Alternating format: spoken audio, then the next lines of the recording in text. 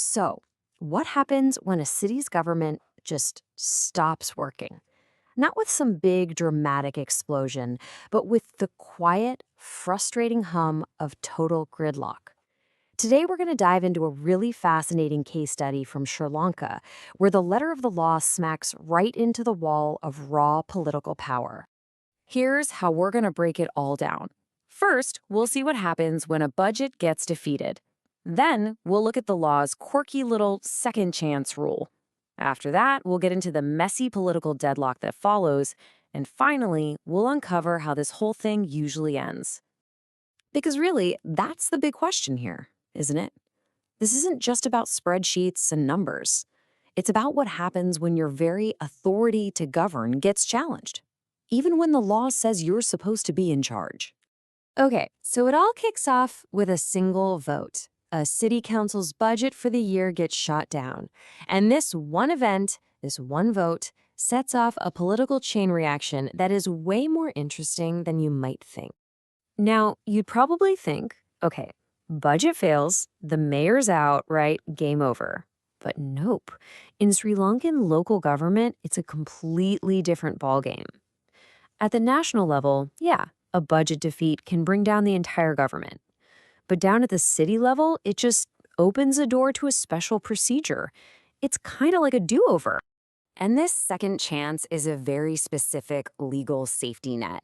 It's often just called the 2-week rule, and it's designed to stop the whole city from grinding to a halt overnight. The process is actually super clear. First, boom, the budget gets defeated. The mayor then has to resubmit it, they can tweak it, or just send it back as is. Then the council gets exactly 2 weeks to vote on it again. And here's the twist. What happens next depends entirely on how long that council has been in office. So check this out. If it's the new council, one that's been in power for less than 2 years, and a budget fails a second time, the law just says, it's deemed passed. It's like a legal get-out-of-jail-free card for the mayor. But if it's a more established council, that same exact vote means the mayor is considered to have resigned. They're out.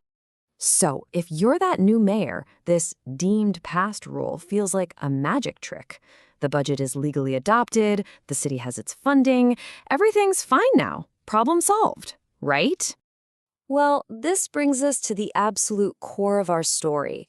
The huge, gaping chasm between having legal power on paper and having any real power to actually get things done. Yeah, not quite. This is the exact moment the legal rulebook gets tossed right out the window, and a messy political street fight begins. To really get this, you have to meet the most important person in this whole story, who isn't a politician. The municipal commissioner. This person is a career civil servant. They're the gatekeeper of the city's bank account. And crucially, if any money is spent improperly, they are personally liable. It's their neck on the line. So even with a legally passed budget, the opposition still holds all the cards. They control the committees that approve projects, they can delay tenders, they can block the movement of funds, and all this chaos makes that municipal commissioner, the one who's personally on the hook, really, really nervous. They're not going to sign off on any new spending. And here's what that looks like on the ground. The city doesn't just shut down. The essential stuff, paying salaries, buying fuel for garbage trucks, that continues because it's legally protected. But any new development, building a new road, fixing up a park, a new community center, forget about it. It grinds to a complete and total halt. The money is there on paper, but it's frozen in reality. This is probably the best way to think about it. The mayor has the key to the car, that's the deemed passed budget. But the opposition controls the ignition, the steering wheel, and the gas pedal.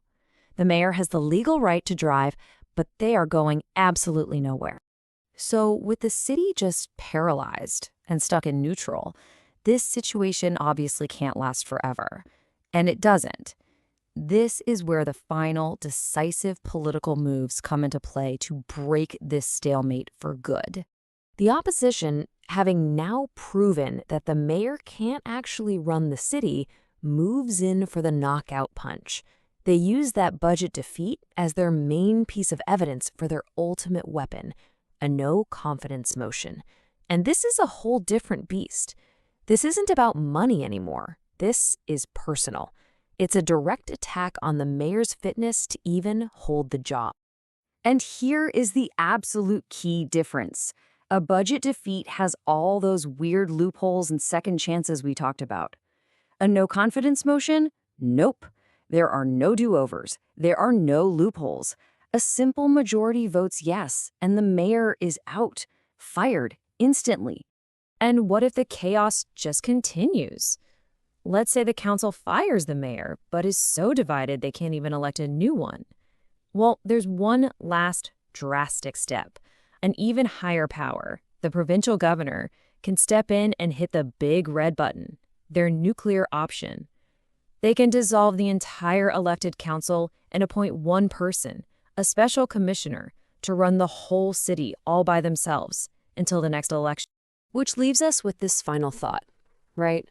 This whole process is this incredible tug of war between what the law allows and what politics actually makes possible.